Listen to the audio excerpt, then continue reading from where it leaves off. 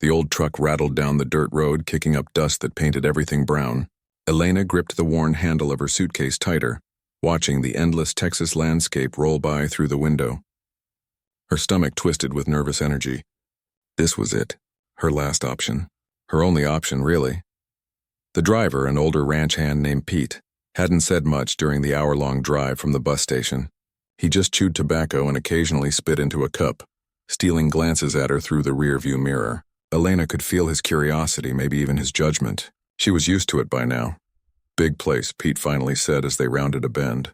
"Been with the Caldwells for 30 years myself. Good people, but they got their ways." Elena nodded, not trusting her voice. Her English was good enough, but her accent was thick, and she'd learned that sometimes silence was safer than speaking. Through the dusty windshield, the ranch house came into view, and her breath caught. It wasn't just big. It was massive. The kind of house she'd only seen in magazines at the doctor's office back home. White columns stretched up to a second floor, maybe even a third. The wraparound porch looked bigger than her entire apartment back in Del Rio. Perfectly trimmed bushes lined the driveway, and somewhere in the distance, she could see stables and what looked like endless fields of cattle. "Mr. Caldwell's great-great-grandfather built the original house," Pete continued, pulling up to a side entrance. "They've added on over the years. Oil money mostly. But the family's always been ranchers at heart." Elena climbed out of the truck, her cheap shoes crunching on the gravel. The late afternoon sun beat down on her shoulders, hot and unforgiving, just like it had been all her life. But this heat came with a chance. A real job. A place to stay. Money to send home to her mother, who was watching Elena's 7-year-old daughter while she worked. The thought of her little girl made Elena's chest ache. She'd held Rosa so tight before leaving, breathing in the scent of her hair, promising it would only be for a while, just until they got ahead of the medical bills, just until they could breathe again. "Come on," Pete said, grabbing her suitcase before she could protest. "Mrs. Chen will want to meet you. She runs the house." The side door led into a mudroom that was cleaner than any room Elena had ever lived in. Boots lined up perfectly on racks. Coats hung on wooden pegs. Everything had its place, and that place was exact. Mrs. Chen appeared so quietly that Elena jumped. She was a small, efficient woman in her 60s with sharp eyes that seemed to see everything. She looked Elena up and down in 2 seconds flat, her expression giving nothing away. "You're the new girl," she said. It wasn't a question. "Elena Martinez, yes?" "Yes, ma'am." Elena's voice came out smaller than she'd intended. "The agency said you have experience in housekeeping?" "Yes, ma'am. I worked at the hotel in Del Rio for 3 years. And I cleaned houses before that." Mrs. Chen nodded slowly. "This isn't a hotel. This is the Caldwell family home. Mr. James Caldwell is a very private man. He expects the house to run smoothly, quietly, and without drama. Do you understand?" "Yes, ma'am. You'll have Sundays off. You'll be responsible for the east wing upstairs, the main living areas, and helping in the kitchen when needed. Your room is on the 3rd floor, staff quarters. Meals are at 6 in the morning, noon, and 6 in the evening. You eat with the other staff in the kitchen. You do not eat in the dining room. You do not use the front entrance. You do not disturb Mr. Caldwell or his daughter." "Are we clear?"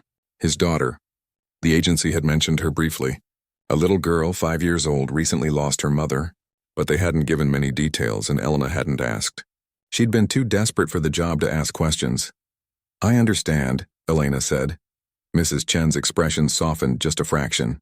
"The work is hard, but fair. You'll be paid on time every 2 weeks. If you need anything, you come to me first. Not Mr. Caldwell, not anyone else. Me, understood?" "Yes, ma'am." "Good. Pete will show you to your room. You start tomorrow morning, 5:30. Don't be late." Elena's room was small but clean, with a narrow bed, a dresser, and a window that looked out over the back fields. It was more than she'd had in years. She sat on the edge of the bed, her suitcase still unopened beside her, and let herself feel the weight of the moment. She was alone in a strange place, surrounded by wealth she couldn't imagine, about to clean the home of people who probably wouldn't even remember her name. But she had a job. She had a roof over her head. She had a chance to build something better for Rosa. That night, Elena couldn't sleep. The house was too quiet, too big. Every creak and groan of the old wood made her jump. She thought about her daughter, probably already asleep in her grandmother's tiny house. curled up with the stuffed rabbit Elena had sewn from old fabric scraps. Around midnight, she heard something that made her sit up in bed. Crying. A child's crying, muffled but unmistakable. It came from somewhere below her, drifting up through the old vents. Elena listened, her heart breaking with each sob. She wanted to go to the child, to comfort her the way she comforted Rosa during nightmares. But Mrs. Chen's words echoed in her head. Do not disturb Mr. Caldwell or his daughter. She lay back down, pulling the thin blanket up to her chin, and listened to the little girl cry herself to sleep. In that moment, Elena understood something important. This wasn't just a house full of wealth and privilege. It was a house full of grief. A house where a little girl cried alone in the dark and nobody came. The next morning started before dawn. Elena learned the rhythm of the house quickly. She moved through rooms like a ghost, dusting furniture that probably cost more than she'd make in a year, polishing floors that reflected like mirrors, making beds that felt like clouds. By her third day, she'd seen Mr. Caldwell exactly once and only from a distance. He was tall, maybe in his late 30s, with the weathered look of a man who spent time outdoors despite his obvious wealth. He'd walked through the main hall talking on his phone, never once looking up at her as she dusted the bookshelves. But his daughter, that was different. Elena saw her everywhere and nowhere. A flash of blonde hair disappearing around corners, small footsteps on the stairs, the sound of a door closing softly. The little girl moved through the house like a shadow, silent and alone. On the fourth day, Elena was changing the sheets in one of the guest rooms when she found a small teddy bear tucked under the bed. It was old, well-loved, missing one eye. She picked it up carefully, thinking about Rosa's stuffed rabbit, and her chest tightened. A small gasp made her turn. The little girl stood in the doorway, her blue eyes wide and frightened. "I'm sorry," she whispered. "I was hiding." Elena knelt down slowly, holding out the teddy bear. "Is this yours?" The girl nodded but didn't come closer. "He's very nice," Elena said softly. "What's his name?" The little girl studied her for a long moment, as if trying to decide if Elena was safe. Finally, in a voice barely above a whisper, she said, "Mr. Brown. My mama gave him to me." Elena's heart squeezed. She set the bear gently on the bed. "Mr. Brown is lucky to have you. You take good care of him." The girl didn't say anything else. She just darted forward, grabbed the bear, and disappeared down the hallway, leaving Elena alone with the echo of those words. "My mama gave him to me." That night, Elena heard the crying again. But this time she understood it better. This wasn't just a little girl missing her mother. This was a child drowning in a house too big, too empty, too full of everything except what she needed most. Elena stared at the ceiling and made a silent promise.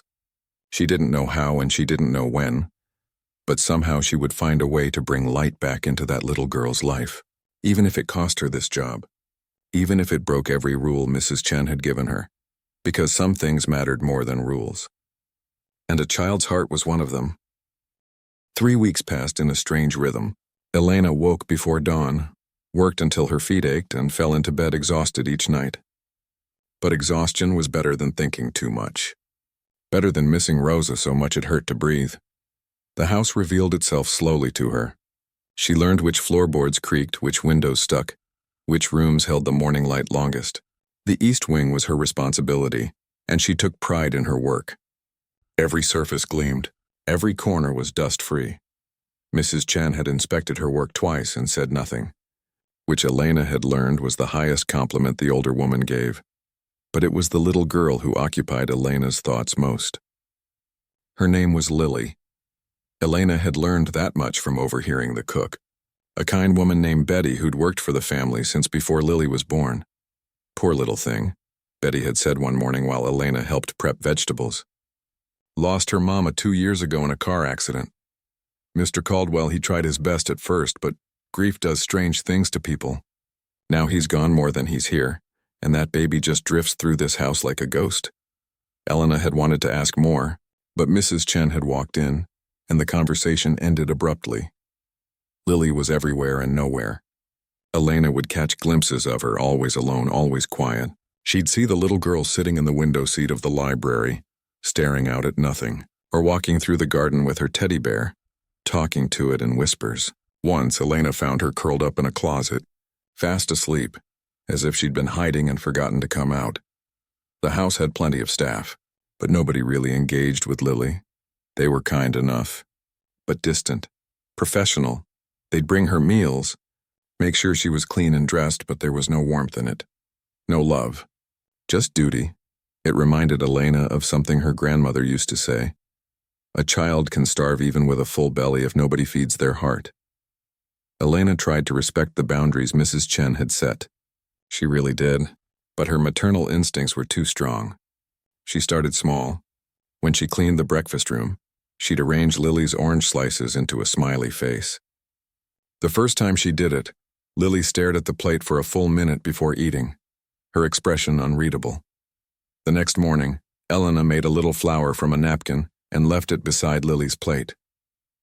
This time, she saw Lily pick it up and tuck it carefully into her pocket. In the library, Elena began leaving small drawings on scrap paper. Simple things, a butterfly, a sun with a happy face, a heart. She never signed them, never acknowledged them. But each time she returned to clean, the drawings were gone. She started noticing what Lily liked to eat. Pancakes with strawberries, grilled cheese cut into triangles, chicken soup with extra noodles. When Elena helped in the kitchen, she'd quietly suggest these meals to Betty, who'd smile knowingly and comply. "You got a kind heart," Betty told her one afternoon, "but be careful. Mrs. Chen runs a tight ship, and Mr. Caldwell, well, he's particular about how things are done." Elena nodded, but she couldn't stop herself. Every time she saw Lily's lonely figure drifting through the halls, something in her chest cracked a little more. The breakthrough came on a rainy Tuesday. Elena was dusting the upstairs hallway when she heard a crash from one of the rooms. She rushed in to find Lily standing amid broken glass, a shattered picture frame at her feet. The photo inside showed a beautiful woman with Lily's same blonde hair, laughing at the camera.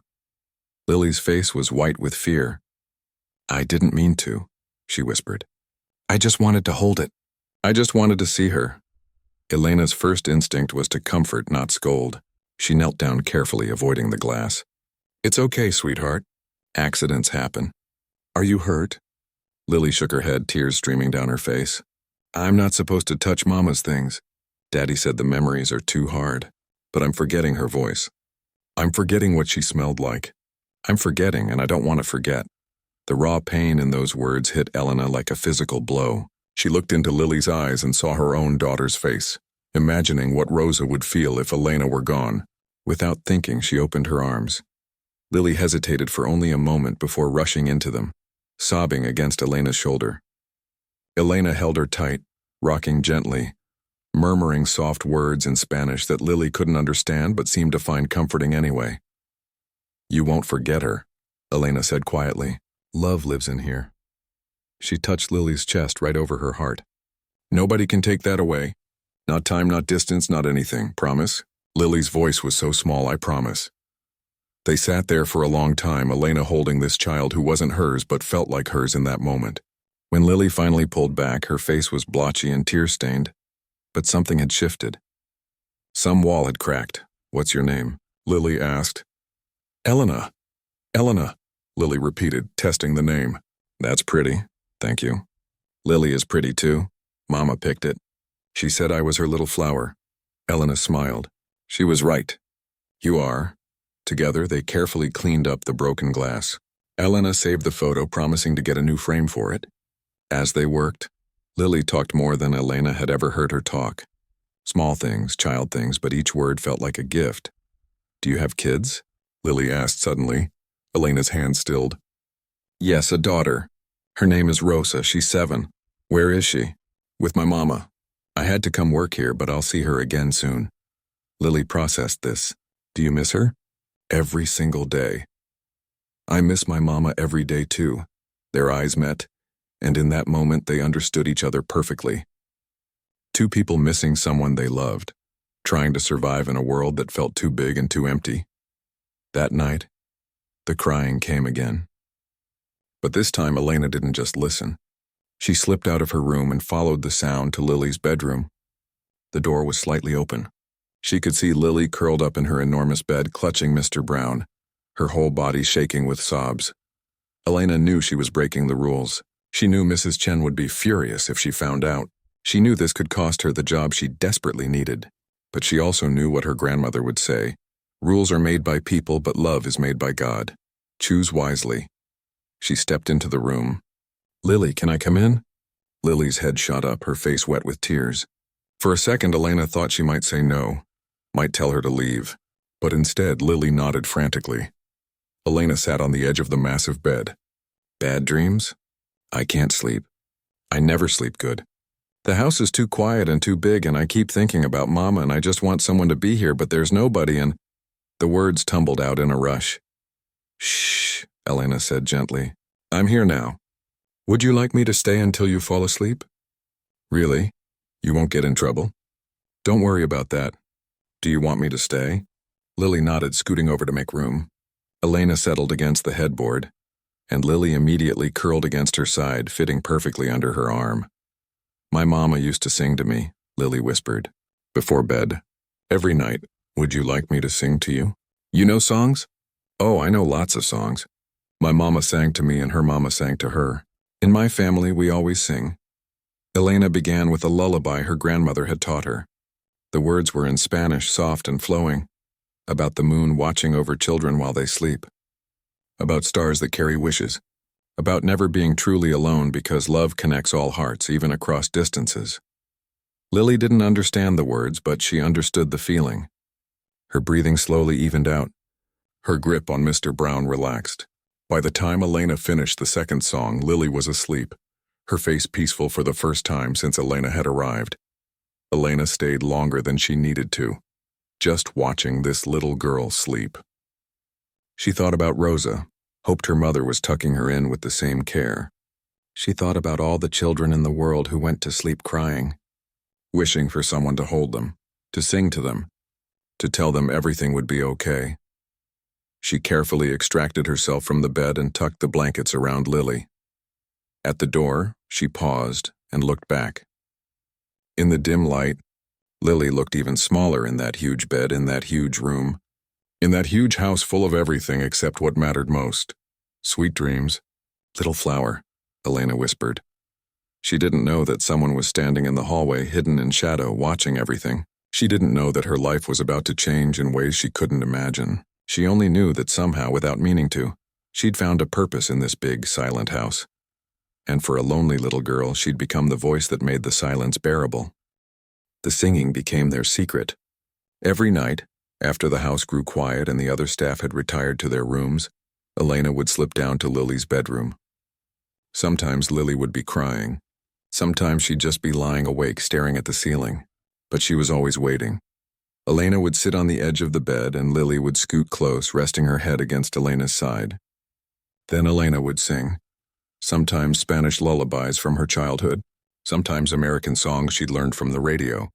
Sometimes she'd make up songs about whatever Lily wanted, silly songs about teddy bears and flowers and magical horses. Lily started smiling more. During the day, when their paths would cross in the hallways, she'd give Elena secret little waves. Once she left a drawing under Elena's door, a picture of two stick figures holding hands. One tall, one small, both smiling. Elena kept it tucked in her pillowcase. Mrs. Chen noticed the change in Lily but said nothing. Betty definitely noticed and would catch Elena's eye across the kitchen with a knowing smile. Pete, the old ranch hand who'd picked Elena up that first day, started tipping his hat to her when they passed, a gesture of respect. But Elena grew bolder in other ways too. She started talking to Lily during the day, not just at night. Nothing too obvious, nothing that would alert Mrs. Chen, but small moments of connection. She'd compliment Lily's dress, ask about Mr. Brown, make funny faces when nobody was looking that would make Lily giggle. The giggle was new. The first time Elena heard it, she nearly dropped the vase she was dusting. It was such a pure, joyful sound, and it rang through the silent house like bells. Tell me about Rosa, Lily said one night after Elena had finished a song about butterflies. Elena settled back against the headboard. What do you want to know? Everything. What does she look like? What is she like? Does she miss you? Elena pulled out her phone and showed Lily the handful of photos she had. Rosa with her gap-toothed smile. Rosa holding a flower she'd picked. Rosa on her 7th birthday with a small cake Elena had made before leaving. She's pretty, Lily said softly. She looks like you. You think so? Yeah, she has your smile. Elena's throat tightened. She's the best thing I ever did. The best thing I'll ever do. Sometimes being away from her hurts so much I can't breathe. But I'm here so I can give her a better life. So she can have things I never had. So she never has to worry about whether we'll have food or if we can afford medicine when she gets sick. Lily was quiet for a moment, processing this. Is that why you're nice to me? Because you miss her? Elena looked down at the little girl curled against her side. No, sweetheart. I'm nice to you because you deserve kindness. Every child does. And because when I see you, I don't just see Rosa. I see a little girl who needs someone to care. That's enough reason all by itself. I'm glad you came here, Lily whispered. Before you, everything was gray. Now it's like there's color again. Elena had to blink back tears. She kissed the top of Lily's head. I'm glad I came here too, Elena. Yes? Could you teach me some Spanish? The words you sing. You want to learn Spanish? Lily nodded enthusiastically. Then I can understand all your songs. And maybe I could talk to Rosa in Spanish when I meet her someday. When you meet her, yeah, because you're going to bring her to visit, right? When you can, I think we'd be friends. Elena's heart swelled. I think you would be too. And yes, I'll teach you Spanish. We'll start tomorrow. Their nighttime routine expanded. Elena would arrive. They'd talk about their days. Elena would teach Lily a few Spanish words or phrases, and then she'd sing until Lily fell asleep. Sometimes Elena would tell stories about her own childhood in Mexico, about her grandmother who raised her, about the small village where everyone knew everyone. Lily soaked up every word, every story, every song. She was like a flower that had been wilting in the shade, finally getting sunlight. One night, about 6 weeks after Elena had started, Lily asked the question Elena had been dreading. Where's your daddy? Elena hesitated. She'd always tried to be honest with Rosa, age-appropriate but truthful. She decided to do the same with Lily. I don't know, sweetheart. He left before Rosa was born. Sometimes people aren't ready to be parents. It doesn't mean there's anything wrong with the child. It just means the grown-up has problems they need to fix. Do you miss him? No, because I never really knew him. And Rosa and I were okay without him. We have each other and we have my mama, and that's enough. Family isn't always about who shares your blood. Sometimes it's about who shows up. Who stays. Who loves you even when it's hard. Lily absorbed this. My daddy's here, but he's not really here. Does that make sense? It does. He used to be different. Before Mama died, he used to play with me and read me stories and teach me about the ranch. But after the accident, it's like he forgot how. Or maybe it hurts too much to remember. Elena stroked Lily's hair. Grief is complicated. Your daddy loves you very much. Sometimes when people hurt that bad, they don't know how to show love anymore. They build walls to protect themselves, but those walls also keep out the good things. Will he ever be normal again? I think he can be. But he has to choose to be. Nobody can make that choice for him. Lily was quiet for a long time. Then, Elena, yes? I love you. The words hit Elena like a wave. She'd been so careful not to overstep, not to replace anyone, not to assume too much. But hearing those 3 words from this little girl who'd been so starved for affection broke something open inside her. I love you too, little flower. So much. Will you always be here? Elena wanted to promise forever, but she'd learned not to make promises she might not be able to keep. I'll be here as long as I can be. And even if someday I'm not here, the love stays. That's the thing about love, Lily.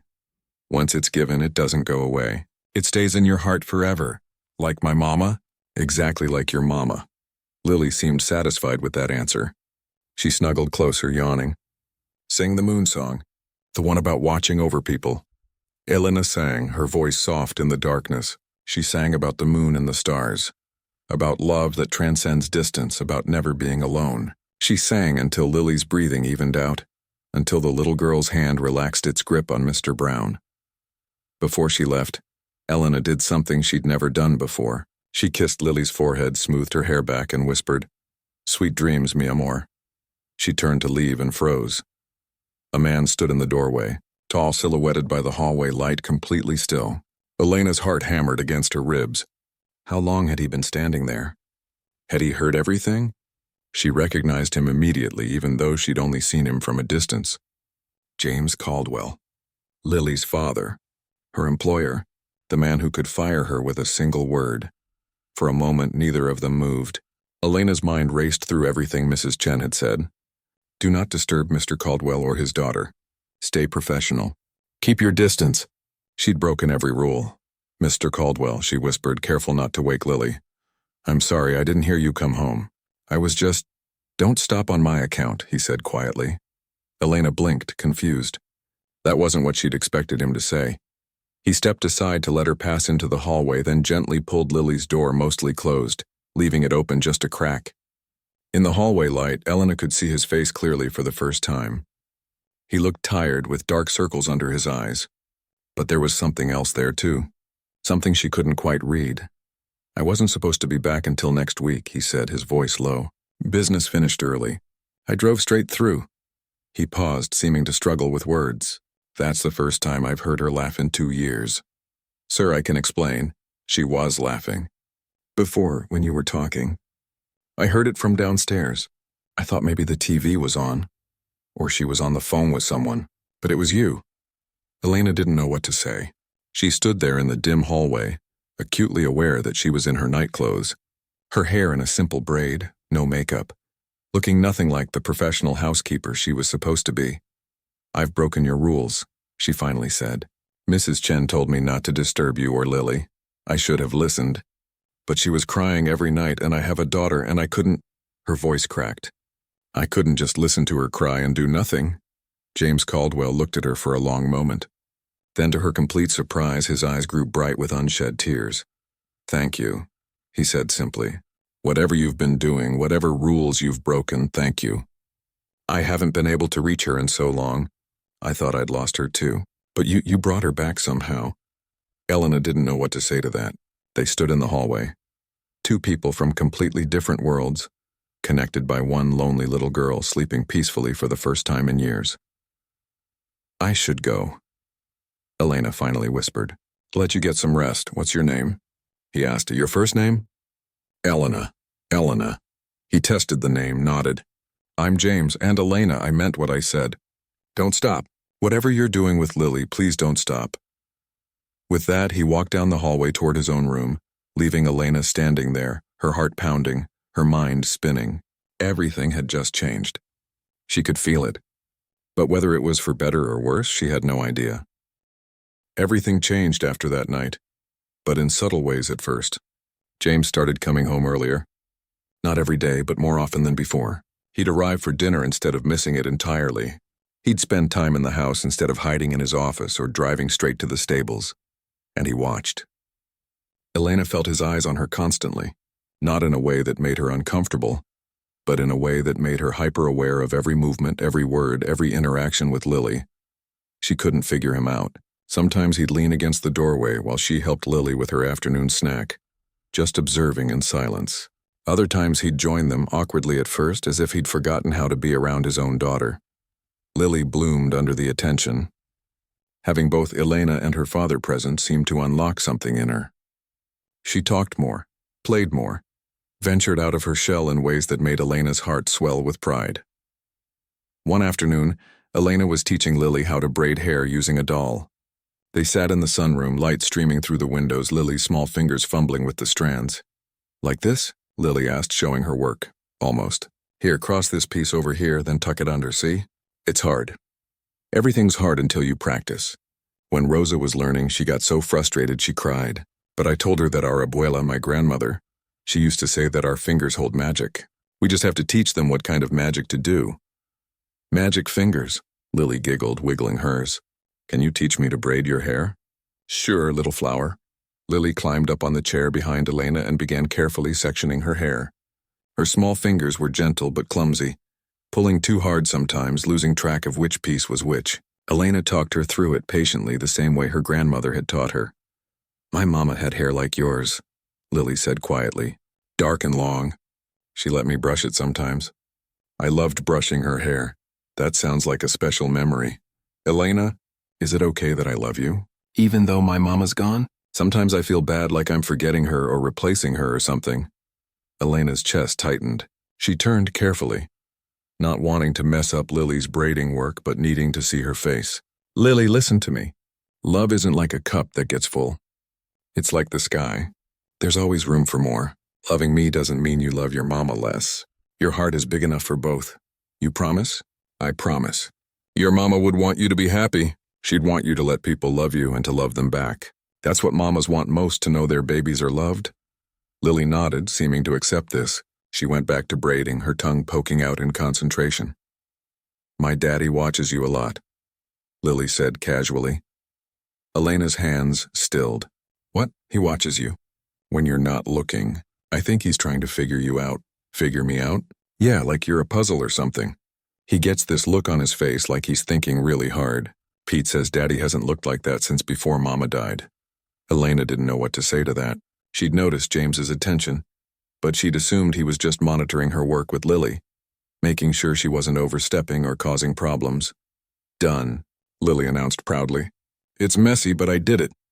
Elena reached back to feel the braid. It was indeed messy with bumps and loose pieces, but Lily had completed it. It's perfect. You're learning so fast. Because you're a good teacher. Daddy says that too. Your dad said that? Uh-huh. He told Mrs. Chen that you're good for me, that you have a gift with children. Mrs. Chen didn't look happy about it, but she didn't argue. Before Elena could respond, James himself appeared in the doorway. He looked different than usual, more casual in jeans and a work shirt, his hair slightly mussed from the wind. He'd clearly been out at the stables. There you two are, he said. I've been looking for you. Daddy! I braided Elena's hair, look. James smiled, and Elena was struck by how different he looked when he smiled. Younger, lighter, more like the man he must have been before tragedy changed him. I see that. Nice work, kiddo. He turned to Elena. Could I talk to you for a minute? Lily, why don't you go find Betty? I think she might have some fresh cookies. Lily needed no more encouragement. She scrambled down and ran off, her footsteps echoing through the house. James stepped into the sunroom, and suddenly the space felt smaller. Elena stood, smoothing her uniform self-consciously. Is something wrong? She asked. Did I do something? No, he said quickly. Nothing's wrong. Actually, everything's better. I wanted to thank you.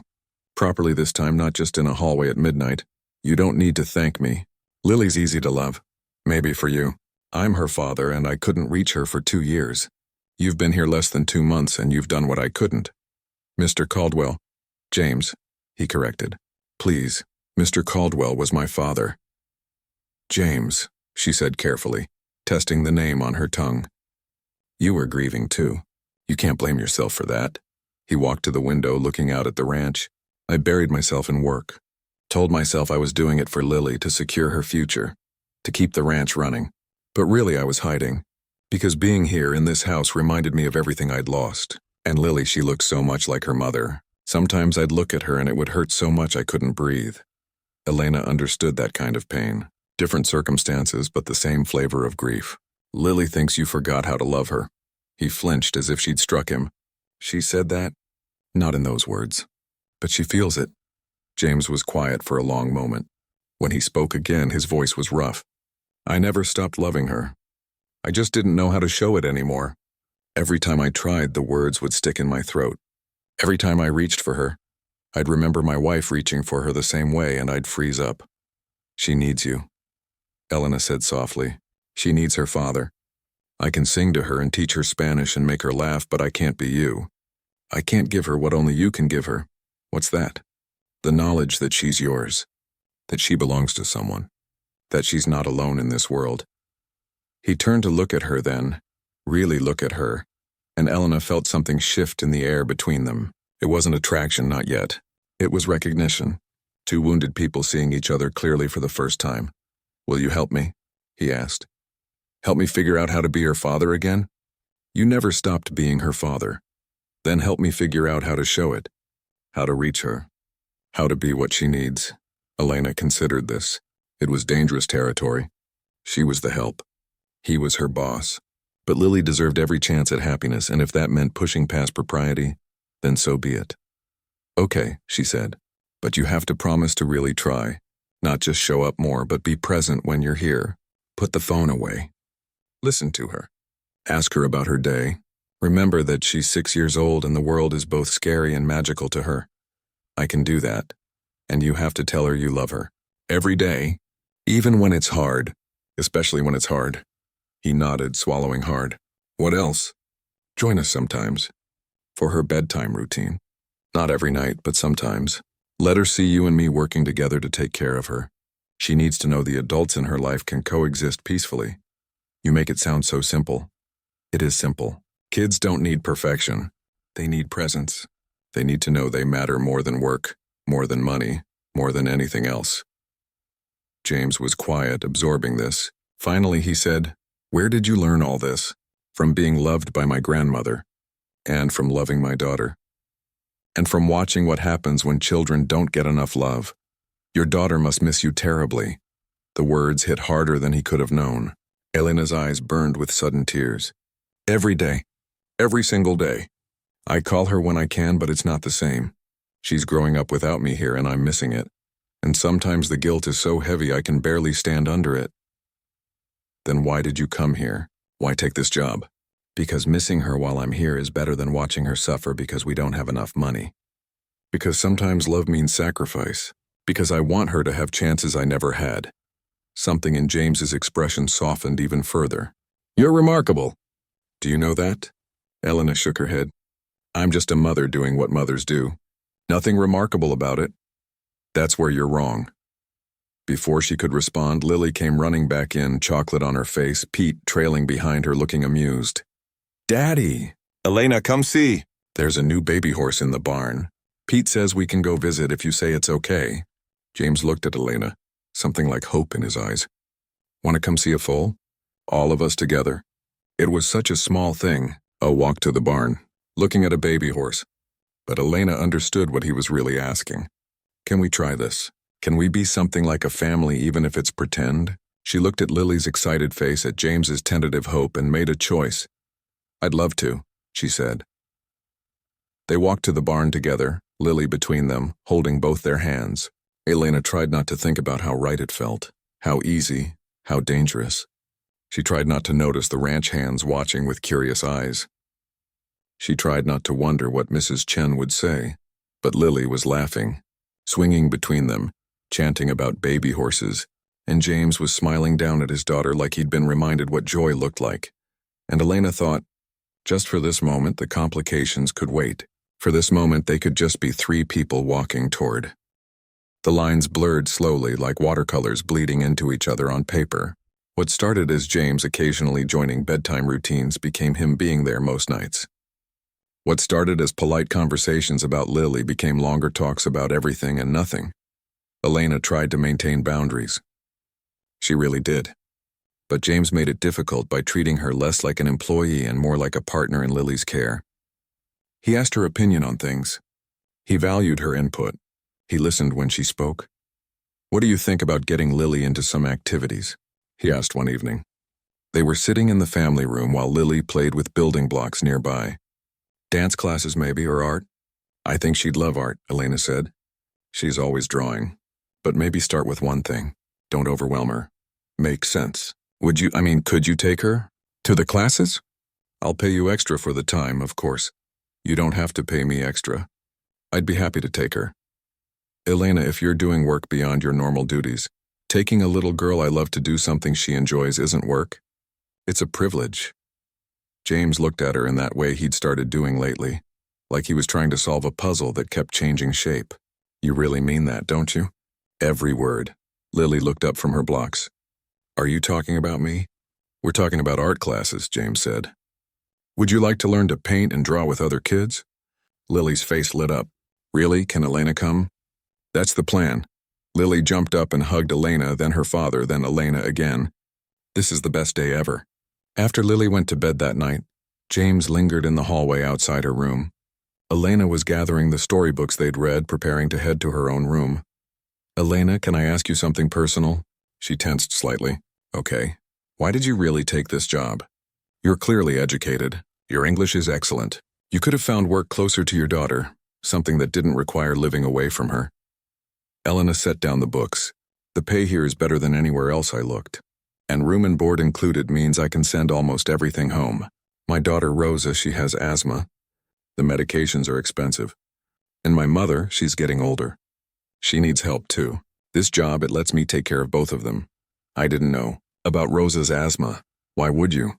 It's not something that affects my work here." Everything about you affects your work here, Elena. You're not a robot. You're a person with worries and responsibilities and people depending on you. He paused. Have you been able to visit her since you started? The question hit a sore spot. Elena looked away. No, the bus ticket costs too much and I'm saving every penny. We video call when we can, but the connection isn't always good at my mother's house. How long has it been? 2 months. Almost 3. That must be killing you, Elena's throat tightened. Every day. But it's the right choice. The necessary choice. James was quiet for a moment. Then, what if I gave you a weekend off? Paid for your bus ticket there and back? What? No, I can't accept that. Why not? Because you're already paying me a fair wage. I can't take more from you. Consider it a bonus. For everything you've done for Lily, for bringing her back to life.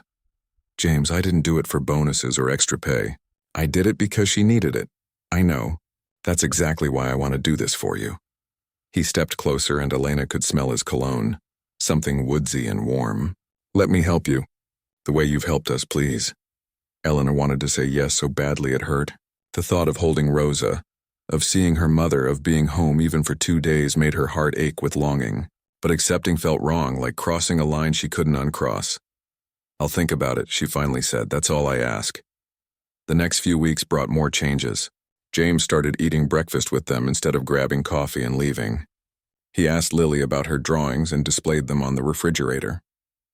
He taught her to ride a horse, patient and gentle in a way Elena hadn't expected, and he talked to Elena more. Real conversations, not just about Lily but about life. He asked about her childhood in Mexico, about her grandmother, about her dreams before life got complicated. She found herself sharing things she normally kept private. I wanted to be a teacher, she admitted one afternoon while they watched Lily play in the garden. When I was young, that was my dream. But I got pregnant at 19, and dreams like that became luxuries I couldn't afford. It's not too late, James said. You could still go to school, still become a teacher, maybe someday. When Rosa's older, when things are more stable, you'd be a great teacher. You're patient. You explain things clearly. You make learning feel like fun instead of work. Thank you. That means a lot. He turned to look at her, and there was something in his eyes that made Elena's breath catch. It was fleeting, gone in a moment, but she'd seen it. Interest, attraction, connection. It terrified her. That night, Mrs. Chen called Elena into her office. The older woman's expression was unreadable. But Elena knew this couldn't be good. Sit down. Elena sat, her hands folded in her lap, her heart pounding. I've been watching you, Mrs. Chen said. You're a good worker. Thorough. Reliable. The house has never looked better. Thank you, ma'am. But there are things happening that concern me. Your relationship with Mr. Caldwell and his daughter has become less professional. Elena opened her mouth to defend herself, but Mrs. Chen held up a hand. I'm not saying you've done anything wrong. In fact, what you've done for Lily is remarkable. Mr. Caldwell is happier than I've seen him in years. But there are boundaries in this house, Elena. Lines that have always been clear. And those lines are becoming blurry. I understand. Do you? Because I've worked for wealthy families for 40 years. I've seen what happens when staff and employers get too close. It never ends well. Either you get hurt or they get hurt or everyone gets hurt. Mrs. Chen, I promise you I know my place. I'm just trying to help Lily. I believe that. But intent doesn't change reality. The way Mr. Caldwell looks at you, the way you look at him when you think nobody's watching, it's clear something is developing, and that something could destroy the stability we've built here. Elena felt heat rise to her cheeks. I haven't encouraged anything inappropriate. I know. That's why I'm talking to you now, before this goes further. Be careful, Elena. For your sake, for Lily's sake, for everyone's sake. Remember why you're here and what you stand to lose. The conversation haunted Elena for days. She tried to pull back, to be more formal with James, to create distance. But it was like trying to unring a bell. They'd crossed into friendship, into partnership, into something neither of them had a name for yet. James noticed the change immediately. Did I do something wrong? He asked one evening after Lily was asleep. No. Then why are you avoiding me? I'm not avoiding you. Elena, you barely speak to me unless Lily's in the room. You won't make eye contact. You practically run away when we're alone. If I did something to make you uncomfortable, please tell me. She wanted to lie, to make up an excuse, but she'd never been good at deception. Mrs. Chen thinks we're getting too close. That boundaries are blurring. James's jaw tightened. And what do you think? I think she's right. I see. James, I'm your employee. You're my boss. There are lines we can't cross no matter how much we might want to. And do you want to? The question hung in the air between them. Cross those lines? Elena's heart hammered. This was the moment. She could lie, could protect herself, could maintain the safe distance that made sense, or she could tell the truth. It doesn't matter what I want, she said quietly. What matters is what's right. What's appropriate. What protects everyone involved. That's not an answer. It's the only answer I can give. James stepped closer, and Elena's breath caught. What if I told you that I can't stop thinking about you? That I wake up looking forward to breakfast because you'll be there? That I come home early just to hear you laugh? What would you say to that? I'd say you're grieving and lonely and I'm convenient. You think this is about convenience? He laughed, but there was no humor in it. Elena, you're the most inconvenient thing that's ever happened to me. You've turned my carefully controlled life upside down. You've made me feel things I swore I'd never feel again. You've made me want things I have no right to want. How is any of that convenient? James, I know all the reasons this is complicated. I know the obstacles. I know what people will say. But I also know that I haven't felt alive in 2 years. And then you walked into my house and started singing to my daughter, and suddenly I remembered what it feels like to hope. Elena's eyes burned with tears. This can't happen. There's too much at stake. Your reputation, my job, Lily's stability. We can't be selfish. Is it selfish to want to be happy? To want my daughter to have someone who loves her? To want someone in my life who sees me as more than just a wallet or a name? You don't understand. I'm not from your world. I clean houses for a living. I didn't finish college. I have a daughter from a man who abandoned us. We're from completely different places. I don't care about any of that. But everyone else will. Your friends, your business associates, this whole town. They'll judge you for being with someone like me, and they'll judge me for reaching above my station. Let them judge. And what about when it falls apart? Because relationships like this, they don't work. The weeks following their conversation were awkward. James respected Elena's boundaries, but the tension between them was thick enough to cut. They were painfully polite with each other, speaking only when necessary, always with Lily present. Lily noticed immediately. Why are you and Daddy being weird? She asked Elena one afternoon while they made cookies. We're not being weird, sweetheart. Yes, you are. You used to smile at each other.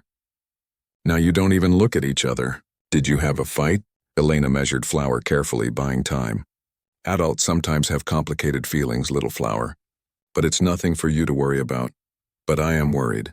You're sad and Daddy's sad, and I don't like it when people I love are sad. Elena set down the measuring cup and knelt to Lily's level. Your daddy and I both love you very much. That hasn't changed and won't change. Sometimes grown-ups need space to figure things out, but it has nothing to do with you. Okay? Lily didn't look convinced, but she nodded. The distance was necessary, Elena told herself. It protected everyone, but it also felt like something precious was dying, and she was helpless to save it. Then Lily's 7th birthday approached, and everything shifted again. I want a real party this year, Lily announced at breakfast one morning, with decorations and games and cake and everything.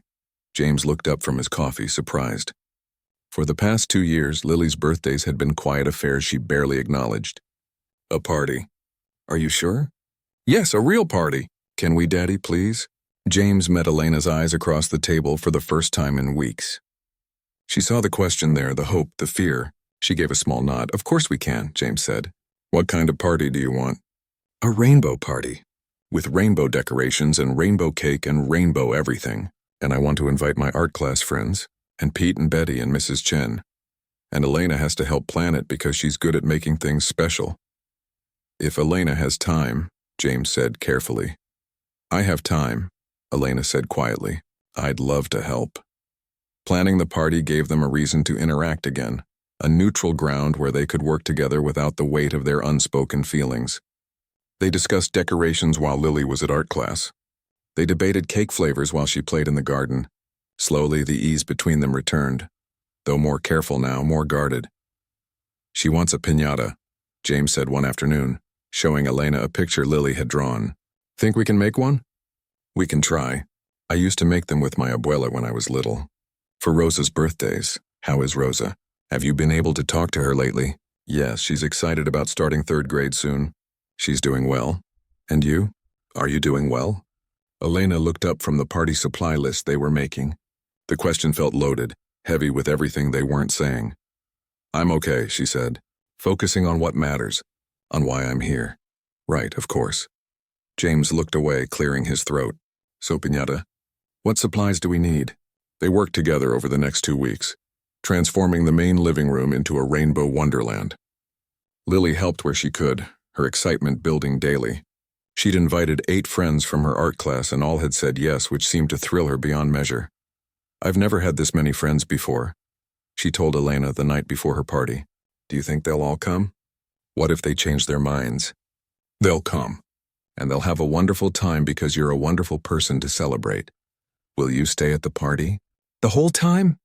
If you want me to, I do. I want you right next to me when I blow out the candles. Elena's throat tightened. Then that's where I'll be. The morning of the party, the house buzzed with energy. Betty had outdone herself with food. Pete had set up games in the backyard. Mrs. Chen supervised everything with her usual efficiency, though Elena caught her watching with something that might have been approval. James was everywhere, trying to make sure everything was perfect. Elena saw a side of him she hadn't seen before. Nervous, eager to please his daughter, wanting so badly to get this right. Relax, she told him when they had a quiet moment. It's going to be perfect. How do you know? Because Lily's happy. That's all that matters. The decorations could fall down, and the cake could be lopsided, and she'd still have the best day ever because her daddy cared enough to do this for her. James looked at her with such intensity that Elena had to turn away. Thank you, he said quietly, for helping with this, for being here, for everything. It's my job. It stopped being just a job a long time ago. We both know that. Before Elena could respond, Lily came running in wearing her new rainbow dress, her hair in the braids Elena had taught her to do herself. They're coming. The first car just pulled up. The party was chaos in the best way. 7-year-olds running in all directions, screaming with laughter, playing games, eating too much cake. Lily was in the center of it all, glowing with happiness, more alive than Elena had ever seen her. James stayed close, helping with games, mediating disputes over toys, making sure everyone had what they needed. Elena watched him with the children and saw how natural he was, how patient, how good. This was the father he'd been before grief broke him. This was the man he could be again. When it came time for cake, Lily insisted on exactly what she'd said, Elena standing next to her. The room full of parents and children sang happy birthday while Lily stared at her rainbow cake, 7 candles flickering. Make a wish. Baby, James said softly. Lily closed her eyes tight and Elena wondered what she wished for. When she opened them, she looked first at Elena, then at her father, and smiled the biggest smile Elena had ever seen. She blew out the candles in one breath, and everyone cheered. After the guests left and the house fell quiet again, Lily crashed on the couch, exhausted but happy, surrounded by presents and wrapping paper. Best birthday ever, she mumbled. Already half asleep, James scooped her up. Let's get you to bed, birthday girl. Elena has to come too, for the bedtime song. I'll be up in a minute, Elena promised. Let your daddy get you ready first. She stayed behind, cleaning up wrapping paper, not quite ready for the intimacy of the bedtime routine. But when she finally climbed the stairs to Lily's room, she found James sitting on the edge of the bed, Lily already in her pajamas. There she is, Lily said sleepily. I told Daddy you'd come.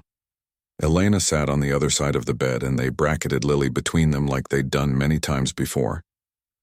But tonight felt different, more significant, like something was shifting beneath the surface. Did you have a good birthday? James asked his daughter. The best. Thank you, Daddy. And thank you, Elena, for making everything so special. You're welcome, little flower. Can I tell you my wish, or will it not come true if I say it? I think birthday wishes are flexible, James said. What did you wish for? Lily yawned hugely. I wished that we could always be like this. The 3 of us. Like a real family. The words hung in the air. Elena and James looked at each other over Lily's head, both frozen, both knowing this moment was dangerous and precious and impossible. You are my real family, Lily continued, her eyes drifting closed. Both of you. I love you both so much. We love you too, James said, his voice thick. So much, Elena added. Within minutes, Lily was asleep, but neither adult moved. They sat there in the dim light, their daughter, because she felt like both of theirs now, sleeping peacefully between them. James, Elena whispered. I know. This is dangerous. I know that too. We can't keep pretending this is just about Lily anymore. He reached across the bed, his hand finding hers. No, we can't. They sat like that for a long time, holding hands across the sleeping child who'd brought them together, both knowing something had to give but neither knowing what. Finally, James spoke. Come downstairs with me? We need to talk. Really talk, Elena nodded. They tucked Lily in carefully and slipped out of her room together. In the kitchen, with the party decorations still hanging on the walls, they faced each other properly for the first time in weeks. I can't do this anymore, James said. Pretending I don't feel what I feel. Pretending you're just my employee. Pretending this is simple when it's the most complicated thing I've ever experienced. James, let me finish, please. He took a breath. I know all the reasons this is a bad idea. I've listed them all in my head 1,000 times. The class difference, the power dynamic, the risk to your job, what people will say. But Elena, I've spent 2 years being careful, being appropriate, doing what everyone expected, and I was dying inside. Then you came here and reminded me what it feels like to be alive. It's not me, Elena said. It's Lily. She brought you back to life. Lily was the catalyst. But you're the one who showed me how to live again, how to laugh, how to hope, how to want something more than just getting through the day. And what do you want? Elena asked, though she was afraid of the answer. I want you. I want us. I want to see where this could go without fear holding us back. He stepped closer. But I also want you to feel safe, to feel like you have a choice. So I'm asking you, not as your employer, but as a man who cares about you deeply, would you have dinner with me? Not here, not where you work, but out somewhere. A real date. Just us seeing if this thing between us is real. Elena's heart hammered against her ribs. This was the moment. The choice. The fork in the road where one path led to safety and the other led to the unknown. Their first date was simple. A small Italian restaurant 2 towns over where nobody would recognize them. James wore jeans instead of his usual business clothes, and Elena wore a dress she'd bought years ago but never had occasion to wear. She felt nervous like a teenager, which seemed ridiculous given she was a mother and he was a widower, but this was different from anything she'd experienced before. You look beautiful, James said when he picked her up, and the sincerity in his voice made her blush. Over pasta and wine, they talked like they'd been doing for months, but without the usual boundaries. He asked about her childhood in Mexico, and she told him about growing up in poverty but surrounded by love. She asked about his life before tragedy, and he shared memories of his wife with surprising ease. I'll never stop loving her, he said. She gave me Lily. She was a good person. But she'd want me to be happy. She told me that actually near the end, when she knew the cancer was winning. She made me promise not to spend my life alone. That was generous of her. She was generous. You would have liked her, I think. She believed in second chances, in new beginnings. And is that what this is? A new beginning? He reached across the table, taking her hand. I hope so, if you'll let it be. But new beginnings came with complications. The first came from within the house itself. Mrs. Chen pulled Elena aside one morning, her expression stern. I know you're seeing Mr. Caldwell, she said without preamble. The whole staff knows. Elena's heart sank. Mrs. Chen, I'm not going to lecture you. You're both adults. But I will say this. The other staff are watching. Some are happy for you. Some think you're overreaching. Either way, you need to be prepared for judgment. I know. And you need to think about Lily. If this relationship ends badly, she's the one who will suffer most. We've talked about that. We're being careful. Mrs. Chen's expression softened slightly. I've watched Mr. Caldwell for many years. I've never seen him look at anyone the way he looks at you. Not even his late wife, God rest her soul. What you have might be real. But real doesn't mean easy. She was right. Nothing about it was easy. The town noticed quickly. A place as small as theirs, secrets didn't last long. Elena felt the stares when she accompanied Lily to art class. Heard the whispers at the grocery store. saw the raised eyebrows when she and James attended Lily's school play together. "People are talking," she told James one evening after Lily was asleep. "Let them talk. It's easier for you to say that. You've lived here your whole life. You have status, reputation, history. I'm just the maid who got above herself. You're not just anything, and anyone who says otherwise can answer to me." But the comments got to her. At the grocery store, an older woman made a pointed remark about knowing your place. At Lily's school, one of the other mothers gave her a pitying look and said, "Enjoy it while it lasts, honey." James's friends were worse. They didn't say anything directly to Elena, but she overheard enough. At a charity dinner James insisted she attend with him, she heard two women in the bathroom. "She's pretty, I'll give her that. But really, what could they possibly have in common?" "Money, that's what they have in common." She sees dollar signs. Poor James. He's so lonely he can't see he's being used. Elena had stood in the bathroom stall, fighting tears, wanting to burst out and defend herself but knowing it would only make things worse. The worst pressure came from an unexpected source. James's late wife's parents, Catherine and Robert, arrived unannounced one Saturday morning. Elena was in the kitchen helping Betty when James came in, his face pale. "They're here," he said. "Catherine and Robert. They want to see Lily." "That's good, isn't it?" Betty asked. "Lily should know her grandparents, usually, yes. But they've been difficult since my wife died. Blamed me for the accident even though I wasn't there. Said I didn't grieve properly. This visit feels wrong." He was right to worry. Catherine and Robert spent an hour with Lily, being perfectly nice before requesting a private meeting with James. Elena kept Lily occupied in the garden, but she saw James's face when he came out. He looked devastated. That night, after Lily was asleep, he told Elena everything. "They're threatening to sue for custody," he said, his voice hollow. "They say I'm an unfit father, that I'm too busy with work, that I'm involved in an inappropriate relationship with staff, that Lily needs a stable, traditional home environment." Elena felt like she'd been punched. "This is because of me. This is because they're grieving and angry and looking for someone to blame. You're convenient. James, if they sue, they'll drag everything through the courts. They'll make me look like some kind of, I don't know, seducer, gold digger. They'll paint you as a man led astray by his lust. It'll be ugly. I don't care what it looks like. I'm not letting them take Lily. But what if they're right? What if I'm bad for her? For you?" James grabbed her shoulders gently. "Listen to me. You saved my daughter. You saved me. You're not bad for us. You're the best thing that's happened to this family in years. The courts might not see it that way. Then we'll make them see it. We'll show them how well Lily's doing. How happy she is. How you've been good for her." But the lawsuit, when it came, was brutal. Catherine and Robert hired expensive lawyers who painted James as a neglectful father who'd replace their daughter within years. They portrayed Elena as an opportunist who'd manipulated her way into the family. The investigation into their home life was invasive. Social workers interviewed Lily, who became confused and scared by all the questions. They interviewed the staff, most of whom spoke well of Elena, but some who hinted at inappropriate boundaries. The stress showed on all of them. James became obsessed with the case, meeting with lawyers constantly. Elena pulled back instinctively, wondering if her absence would help his case.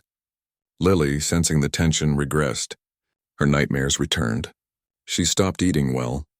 One night, after a particularly bad day where Lily had cried for hours, Elena made a decision.